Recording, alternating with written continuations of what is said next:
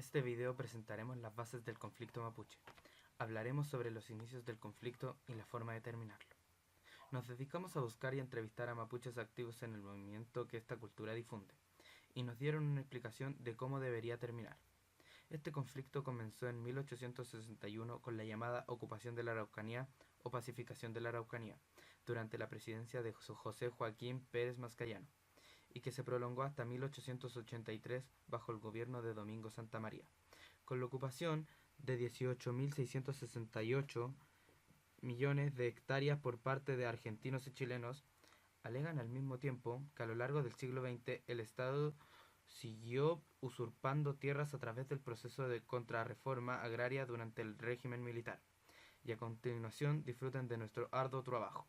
Relacionados al mundo mapuche. Okay. ¿Es activo en este movimiento? Participo, colaboro en ciertos movimientos que están relacionados a la reivindicación, recuperación de territorios, por ejemplo, o recuperación de espacios incluso en ambientes urbanos como Santiago. ¿Cuáles son los orígenes de este conflicto? Los orígenes de este conflicto, bueno, vienen desde hace más de 500 años, cuando llegó la otra cultura a invadir el pueblo mapuche, que en verdad era un pueblo muy diverso. Antiguamente el pueblo mapuche se extendía desde lo que hoy es Chiloé hasta más o menos la cuarta región. Entonces, desde ese tiempo que existe este conflicto, que es el choque en el fondo de dos visiones de mundo distintas, en donde el mapuche o los pueblos indígenas en general ven en un territorio un espacio en donde hay, por ejemplo, en un río, un mapuche ve un ser vivo y la otra cultura ve un lugar en el cual sacar un provecho económico. Entonces ese choque de visiones es el que ocasiona el conflicto en sí. ¿Usted se considera mapuche o chileno? ¿O ambos? Mapuche, sí. ¿Por qué? Porque, o sea, bueno, mi origen en verdad es mestizo. Mi mamá no es mapuche, mi papá es mapuche. Sin embargo, creo que el hecho de ser mapuche va como por una cosa de hacia qué lado tú, con qué lado te sientes identificado. ¿Ha incluido a la cultura mapuche en la sociedad? Sí, lo han excluido bastante. De hecho,